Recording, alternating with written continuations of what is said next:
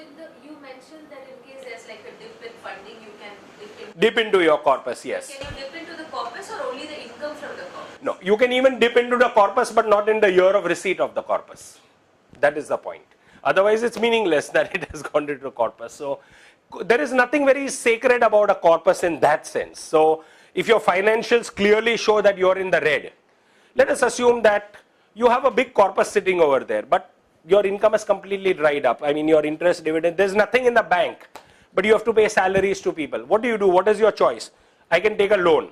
For loan, if you are in Maharashtra, unfortunately, go to the Charity Commissioner for permission even for that. You can't even take a loan without the Charity Commissioner's permission in Maharashtra or Gujarat. So what do? You just break into your corpus. A good way to do it is if you're broken into your corpus, try to replenish it also.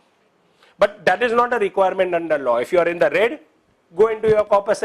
What do we do in our personal lives? I mean, we are doing fine. I mean, but suddenly there's a major illness in the family.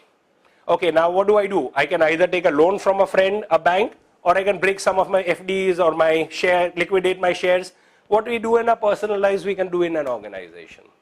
That is the concept of a corpus. From a governance perspective, you often hear that a large corpus is not very healthy, right? I take it the other way around. A large corpus just shows that the organization has good sustainability, and it is a deterrent for funders. The funders would say you already have such a big corpus, but you must need to educate the donor that what is it that we generate out of that corpus. At the rate of 10%, it may not be much. On a lakh, you will generate 10,000 rupees maximum. So again, it is a matter of donor education. I wouldn't be too worried on a large corpus. I would be thinking that here is an organization that is stable because it has a corpus. And especially if it's an organization that's an old one.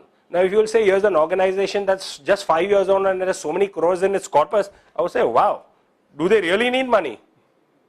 But if it's an old organization, I would say it's a very stable organization.